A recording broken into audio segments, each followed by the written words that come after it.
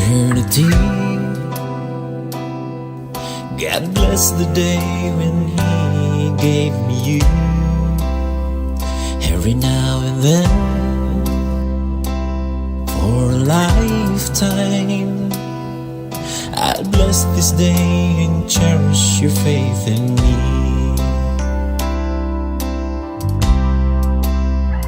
I'm gonna pray with you, walk with you, stay with you until the end.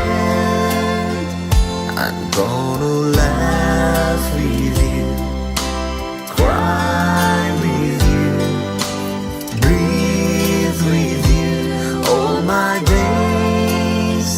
The road may be rough, vague and dark, bleak and tough. I promise to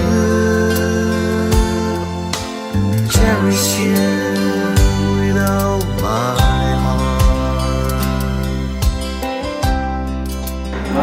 Cái đường xa đi kèm với những kia ra vào đi ăn cho nên là cái đường xa đủ đây hướng đây và cái thành rồi mình còn đi mà đây là có gì đặt tại ta buộc lại còn lấy loài nó đồ đi nhưng mà ta cũng không thâu cũng buộc mà không phải là ta buộc lại loài nó thâu ta mua trong ta lý nó ta có mắc đây thâu cần việc làm được đời tôm chẳng là thâu cần loài nó cùng họ đây chỉ được là cái ít rải này chỉ cần dùng luôn là cầm nè để làm tiến bộ ăn chim vào nhiều tòa nhiều chim được luôn lúc này chỉ có tòa xếp tòa nhiều chim và nè một này luôn chỉ có lô để tăng những thuê tòa lại này có đây là rút hai lại đi để anh mò agregat mò văn cô rồi gì tập như đây thì cũng là chim và chặt luôn chặt tòa cặp này năm để là cặp luôn cũng là chỉ là tập để là gặp ngon về tập về sơi còn giờ anh thì người bạn của vàng tạp rồi này thì là Apple thôi nhỉ doanh trước mấy này tôi doanh tôi tạm thầu mà nửa bên vàng ta cũng phải đặt này mình bên bên trong dòng người cũng đặt này dành sức cái này sức trong chắc bần này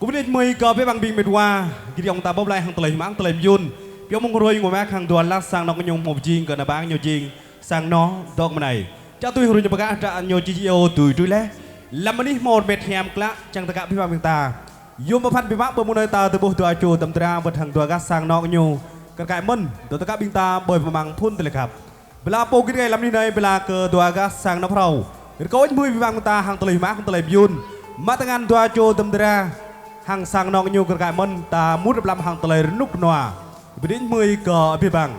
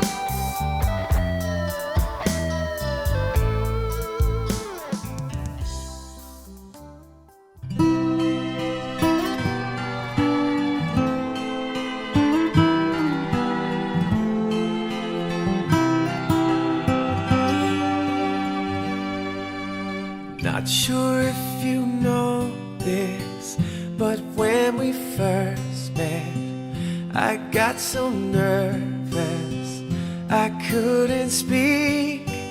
In that very moment, I found the one, and my life had found its missing piece. So as long as I live, I love you. Will heaven hold you? You look so beautiful in white. And from now to my very last breath, this day I'll cherish. You look so beautiful. Vâng quý vị, trong ánh nắng quý vị, lúc này chúng ta được thở rằng hai mái đầu xanh, hai táo trắng, hai linh hồn thiêng nhất. Đây đúng là một cặp trời sinh, một đôi trai tài gã sắc. Ông bà ông ta đã có câu có tuổi 17, 18, 20. ai lên không phải yêu đương và hạnh phúc.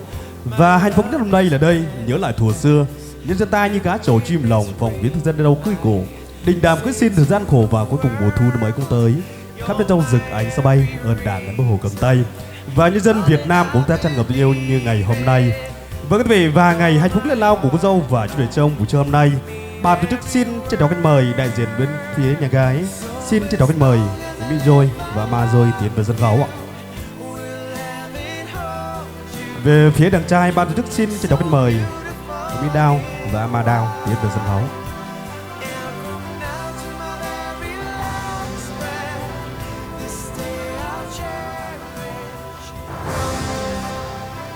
Xin trân trọng khách mời đại diện cho hai bên gia đình tiến về sân khấu.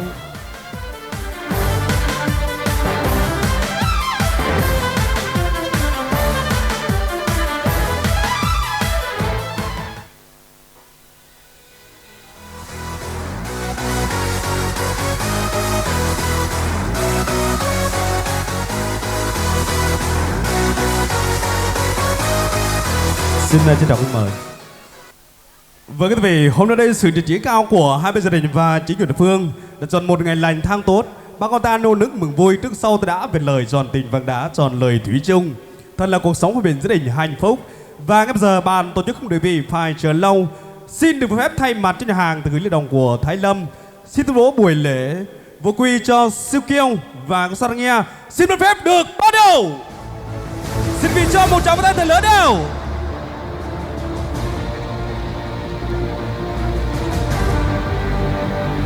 Và nơi đây chúng ta sẽ cùng lắng nghe sự chia sẻ niềm vui đến từ hai bên gia đình.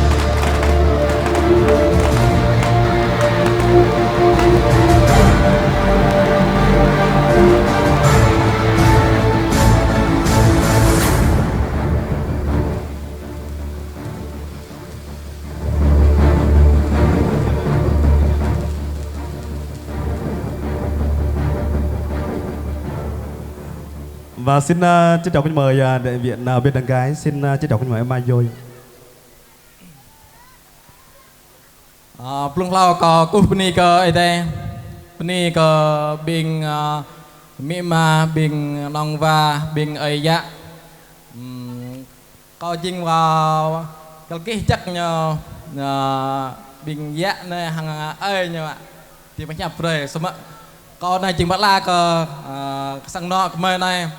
Bắt la bữa có thế này, mê chừng rồi này kêu như nhau chẳng có nhập này có biết băng bình mệt nòng dòng tây bình mị ma bình ai dạ bình ai thò béo lời đây muông chỉ là nguồn không biết hàng đặc ra sang nọ cái mê bên mông này cái mê bọc lại hàng là hắc mát tôn giáo bên ta cái mô kết bấn nâng bưng họa bên nắp bên ta cái dọa thay mai tự nhiên hả có biết tôi lấy chấp có chào lại tâm phong mưa đông tôi lại dùng mừng sang nó là cái mời chẳng mất cái tôi lại bên đi mừng sang nó thôi ta chẳng gặp hữu bia ở câu ca Ma Đào.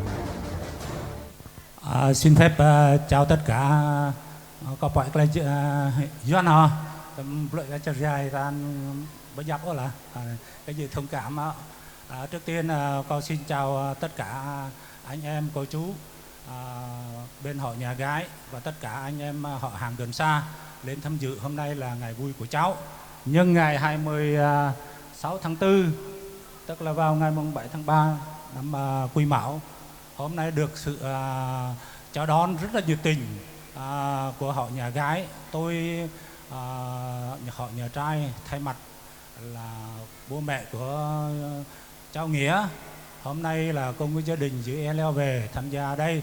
Tuy rằng đường xa nhưng mà cố gắng vậy, cũng có một số anh em bạn bè cũng lên và họ hàng cũng không đúng đủ lắm. Nhưng trước tiên á, là nhân cái dịp hôm nay là ngày mừng tổ chức là ngày đám cưới của cháu, tôi không có gì hơn là tuy rằng cháu là từ bên kia về rất là xa xôi về tổ chức tại gia đình để cùng mời cả hai gia đình để tham gia là góp mặt hôm nay cũng nhờ sự đồng ý của chính quyền địa phương ở đây cho phép và anh em được thường trực hôm nay nhằm ngày vui. Tuy rằng là không làm lễ lớn nhưng mà mang tính chất là tôi cảm thấy rất là hạnh phúc.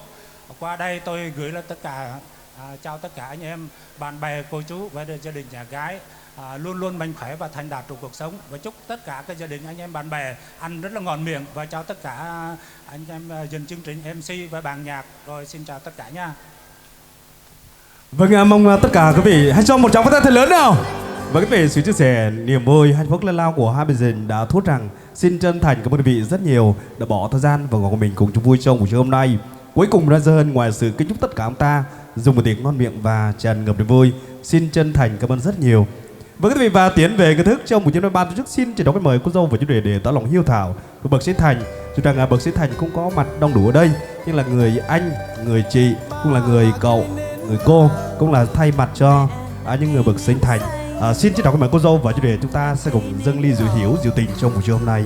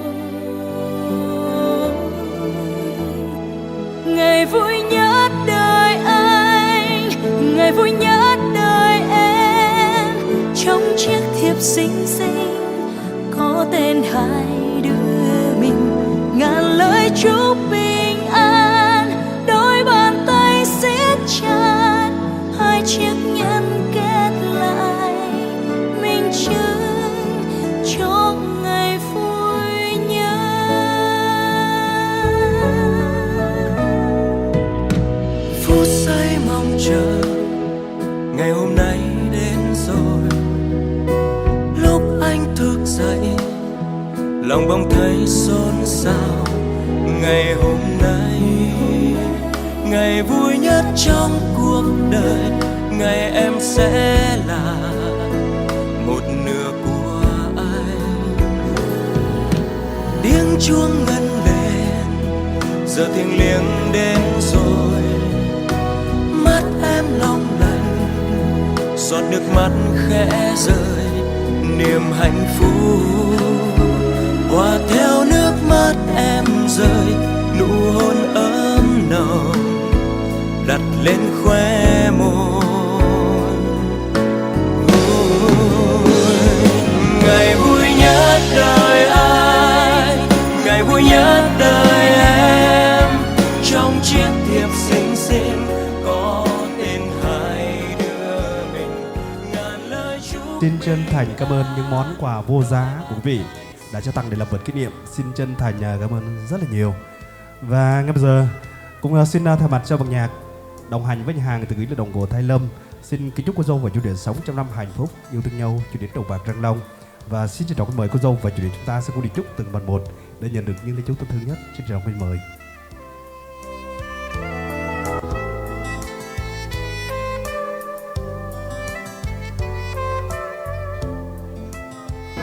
Và quý vị và bây giờ chúng ta đến với khúc thay vì là hôm nay xin được phép thay mặt cho ban nhạc cũng đồng hành với nhà hàng gửi lễ đồng của Thái Lâm, xin kính chúc tất cả ông ta dùng một điện thường ngón miệng và tràn ngập niềm vui. Xin chân thành cảm ơn rất là nhiều. Và ngay bây giờ để mở màn đầu tiên chúng ta sẽ ngồi cho đón một ca khúc rất gần gũi với tất cả ông ta. Ca khúc được mang tên Hãy cho tôi một đứa con trai. Xin vì cho đón ca khúc này.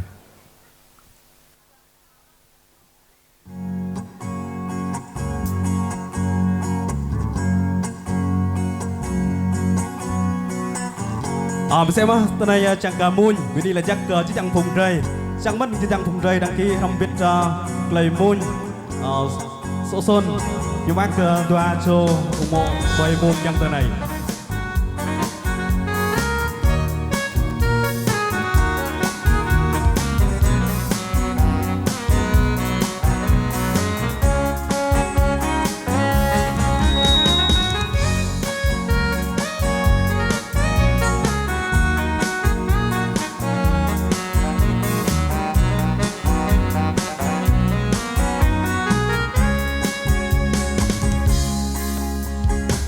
Em mới cho tôi một đứa con trai. Em mới cho tôi một thằng đàn ông. Em mới cho tôi một phút bền bồng. Em mới cho tôi một thằng con trai. Thằng con trai lên giấy giữ rừng. Thằng con trai lang thang biển khơi. Thằng con trai như chim hót còi bầy. Là con chim cũng sống trong tù đầy.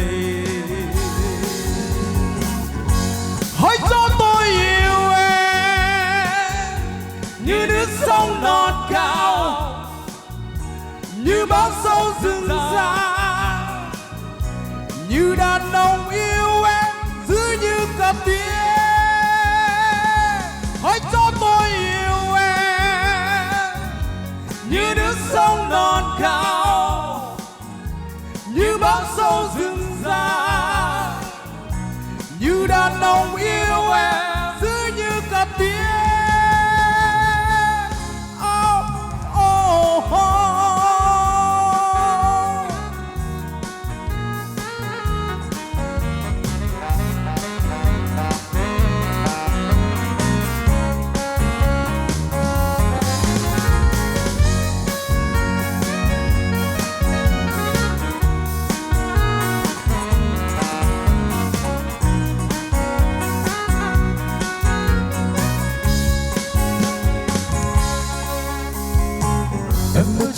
Cho tôi một đứa con trai.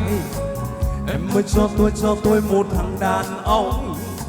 Em mới cho tôi một phút bền bồng. Em mới cho tôi một thằng con trai. Thằng con trai lên giấy giữ rừng. Thằng con trai lang thang biển khơi. Thằng con trai như chim hót còi bầy.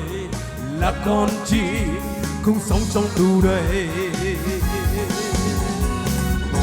Hãy cho tôi yêu em như nước sông non cao, như bão sâu rừng già, như đàn ông yêu em giữ như cặp tiếng. Hãy cho tôi yêu em như nước sông non cao, như bão sâu rừng già, như đàn ông yêu em giữ như cặp tiếng. Oh, oh, oh, oh, oh. Oh, oh, oh, oh, oh.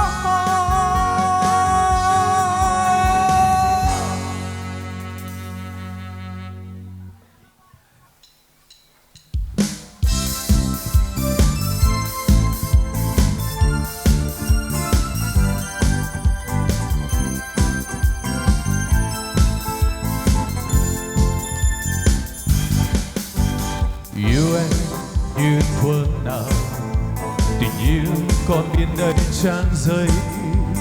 Yêu em như thuở nào, tình yêu còn đong đầy trang sách. Dù biết trái tim đã già, mà những tiếng thoáng trắng nhỏ, tình thú vẫn nghe ấm nồng gọi tên nhau lúc cô đơn, để nghe suy ấm tâm hồn. Em ơi đời tình đàn, lời ta dệt ân tình năm tháng. Không ngã hay không nhạc, tình yêu còn đong đầy khao khát. dù có cách xa mỏi mòn mà những dấu yêu mãi còn tình yêu xác thân héo gầy tình yêu như gió đêm mây gọi mưa giăng kín không trời này em hỡi ta mơ ngày sẽ tới khi tương phùng em khóc trong niềm vui vì hạnh phúc còn hay đã trong cuộc đời mưa nắng ta luôn cười trong giấc mơ hạnh phúc xưa tuyệt vời xin ta đời núi rừng về đêm càng nghe hồn băng giá câu ca hay khúc nhạc càng thêm sâu cho tình tan nát dù biết cách xa với đời dù biết thủy chung chẳng rơi mà vẫn xót xa tháng ngày chờ ta chỉ nữa em ơi còn đâu giây phút tuyệt vời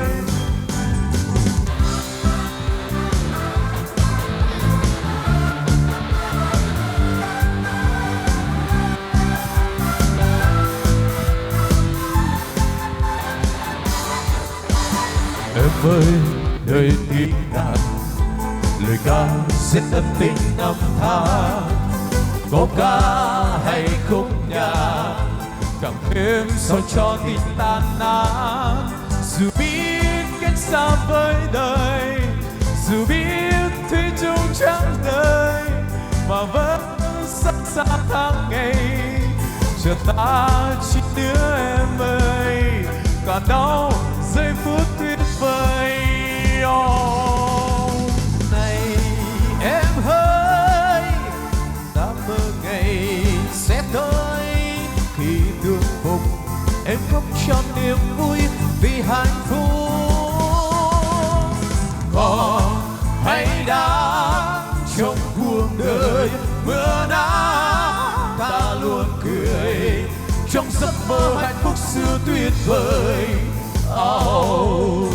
xin ta đời núi rừng về đêm càng nghe hồn băng giá câu ca hay khúc nhạc càng thêm soi cho tình tan nát dù biết cách xa với đời dù biết thủy chung chẳng rơi mà vẫn xót xa thoáng ngày chờ ta chỉ nữa em ơi còn đâu giây phút tuyệt vời này em hỡi ta mơ ngày sẽ tới khi tương phùng em khóc trong niềm vui vì hạnh phúc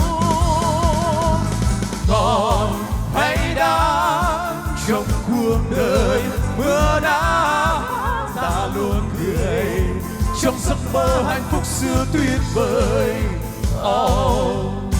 xin ta đời núi rừng về đêm càng nghe hồn băng giá câu ca hay khúc nhạc thêm trong gió tình tan nát dù biết cách xa với đời dù biết thủy chung chẳng rơi mà vẫn xót xa thoáng ngày chờ ta chỉ nữa em ơi còn đâu giây phút tuyệt vời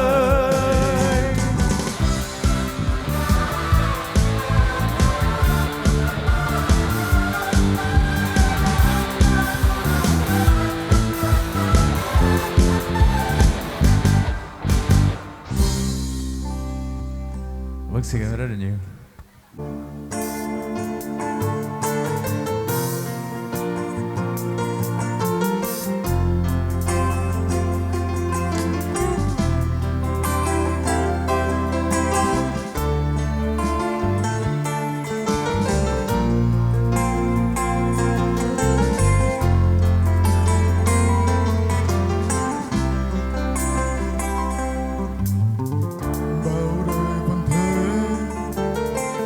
nắng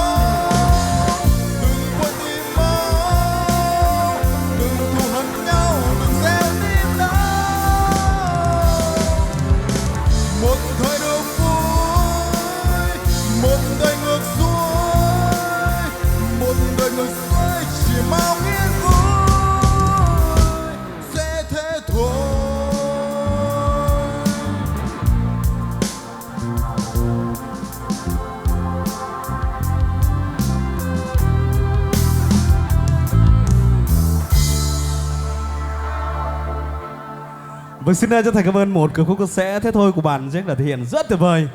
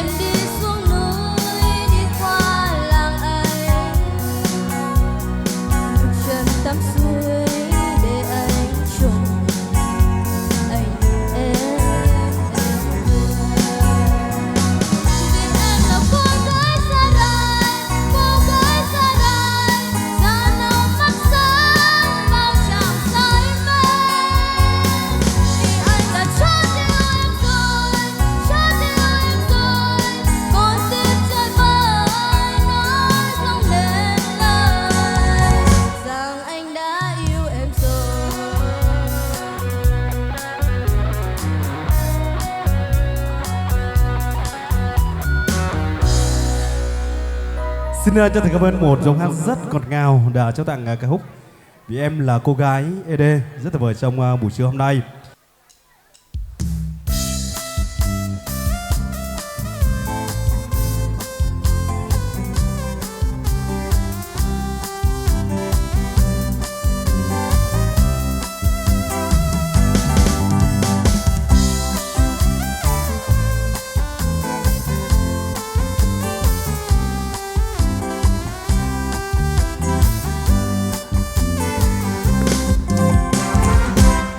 Rồi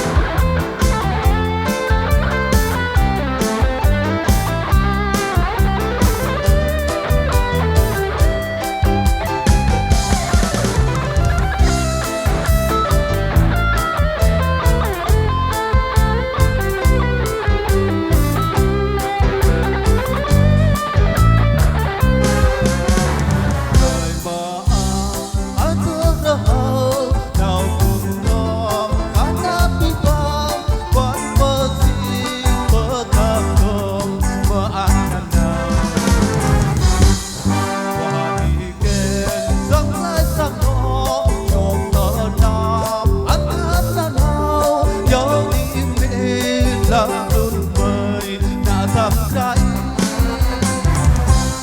qua tiếng em dòng nhớ ta bờ nào nào núi mới ở ngắm ta rơi quằn quằn một lùng lòng cả năm biên phá mang qua đêm ta nơi mơ áo ta hơi nhẹ đời to mới gặp mưa ta đời chậm chậm một lùng thâu vòng hồ giao đến ôm mi về lá thời mơ anh thơ đâu nào buồn lo cả nát tình quen vẫn mơ xin mơ tha mơ áo thật nào qua thì kề giống lấy sam nó nhộn thơ nào anh tham là nào dấu im mi làm tuyệt vời đã tạm trái.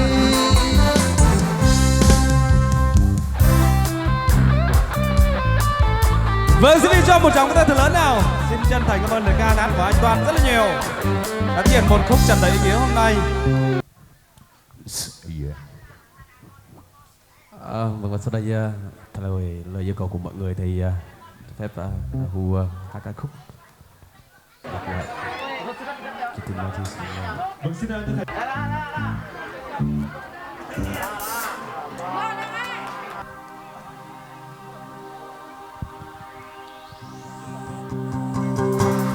Tình là nhớ, tình là nhớ, tình là mơ, tình là mơ, tình là thơ, tình là thơ, tình là xót, tình là xót, tình là nhớ, tình là nhớ, tình là mơ, tình là mơ, tình là thơ, tình là thơ, tình là xót, tình là xót. Mai à hi, mai à hu, mai à hu, mai à hu, mai à mai à mai à mai à hi, mai à hu, mai à hu, mai à mai à mai à. Yeah. Come on, boy, let's get it.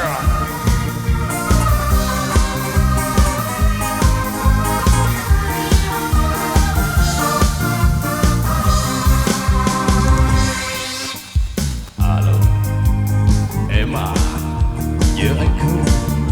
Nhớ à, làm gì đây đến với anh đây hỡi em yêu, đừng có buồn phiền. Alo, alo, alo, alo, thôi em đang đi cùng ai, có biết anh buồn, chắc nói lên câu này nàng hỡi đừng cho vội xa tình, hỡi em yêu ơi xa mà nô về, nô mà về, nô mà về, hỡi em yêu ơi hãy yêu anh này, đừng có xem tình là những trò vui đùa, ngày đó tình lên môi nàng ơi có nhớ không nàng. Alo, đến với anh đây hỡi em yêu tình chúng mình buồn. Alo, alo, alo, alo, yêu em anh sẽ không có gì không nổi tình yêu đã biết không nàng, chắc đã đến câu này nàng hỡi đừng cho vội xa tình, hỡi em yêu ơi xa mà nô mà về, nô mà về, nô mà về, hỡi em yêu ơi hãy yêu anh này, đừng có xem tình là những trò vui đùa.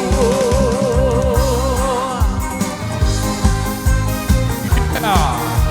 Come on, let's get it.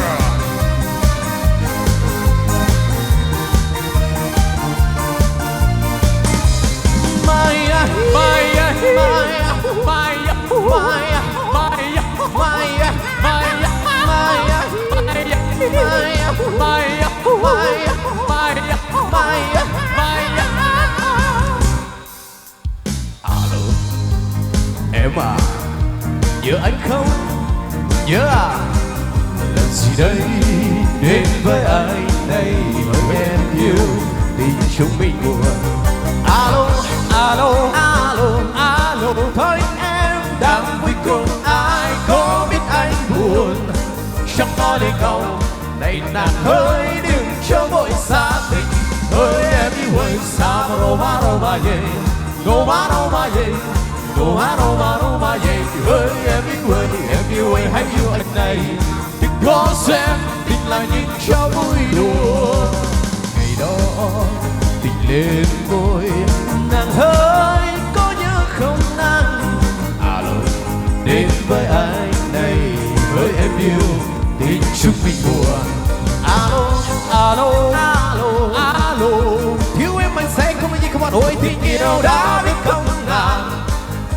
ta đến không ngày nàng hỡi đừng cho vội xa tình ơi em yêu ơi xa mà đâu mà gì đâu mà gì đâu mà gì ơi em yêu ơi hãy yêu anh này đừng có xem tình là những cho vui đùa tình là tình là tình là tình là tình là tình là tình là tình là tình là tình là tình là tình là tình là tình là tình là tình là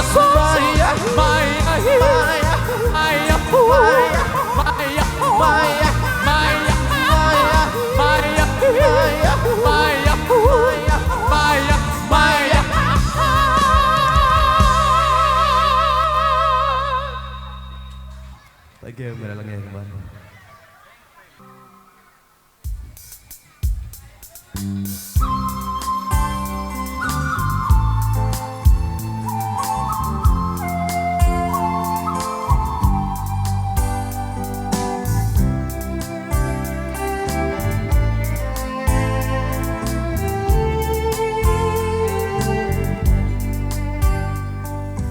Đừng khóc, đừng buồn nhé em, chỉ làm cho thêm đớn đau. Tàn đêm nay là mình chia tay, một người xa cách phương trời. Tình lỡ một người rất sâu, một người lệ rơi đứng trông. Em hỡi còn chỉ cho nhau hay chỉ còn nỗi nhớ thương đợi vơi. Em ơi đêm nay vắng chẳng kỷ niệm trống mình, tình đôi ta hôm nào bao thiết tha mặn nồng. Đêm nay hai đứa một vắng trắng xưa mà đôi tim cách xa. Ôm bao đau thương mình anh cô đơn trốn đây, ngày mai em ra đi trốn gió bao kỷ niệm. Chưa theo năm tháng để lại nơi đây, mình anh với vầng trăng cô đơn.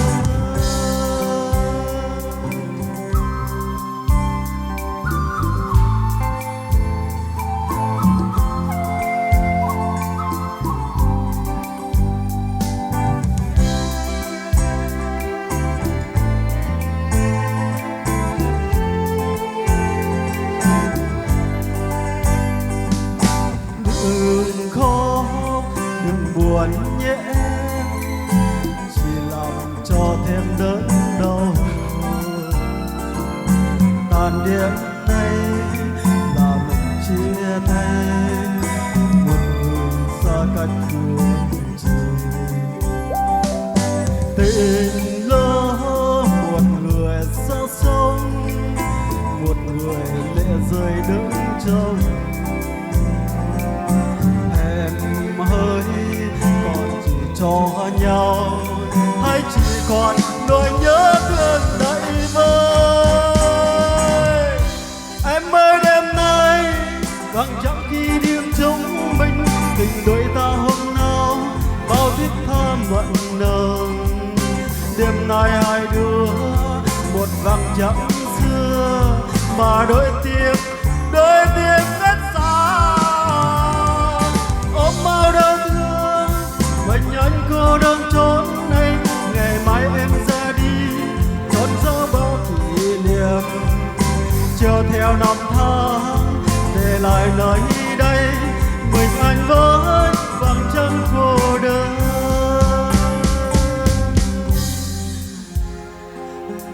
Xa rồi những tháng ngày vui, xa rồi dấu yêu thương nào. Xa rồi em nhớ gì không, hãy chiêng trong mối trong tình mãi. Em ơi đêm nay vắng chẳng kỷ niệm chúng mình, tình đôi ta hôm nào bao thiết tha mặn nồng. Đêm nay hai đứa một vầng trăng xưa mà đôi tim cách xa.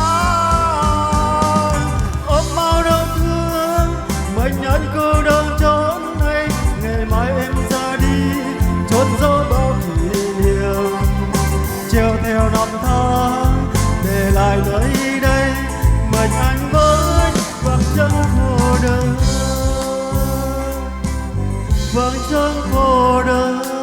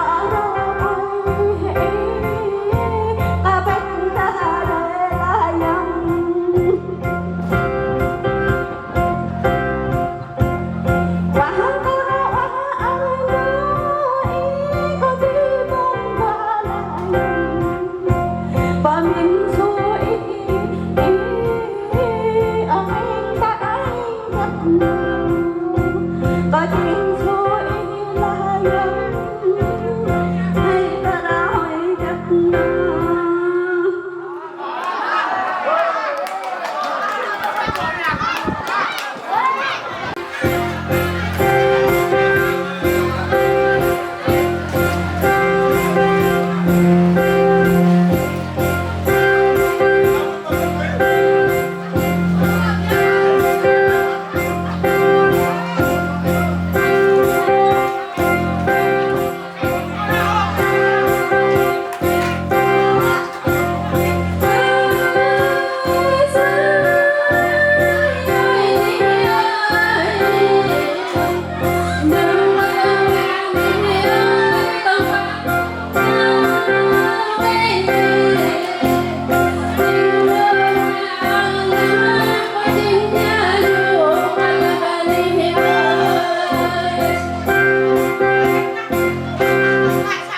cho kênh Ghiền Mì Gõ để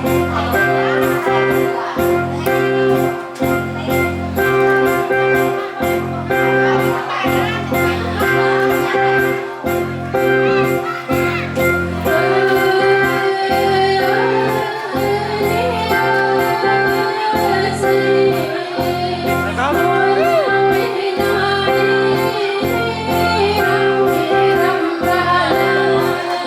bỏ lỡ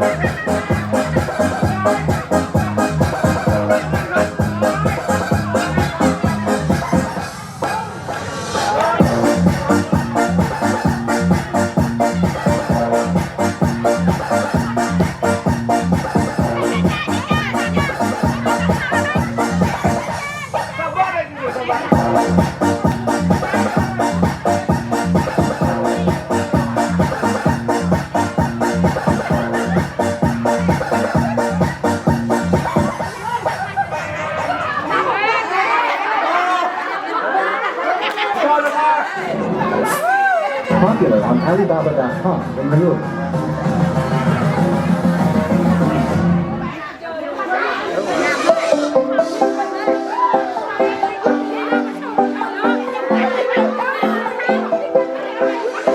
để không bỏ lỡ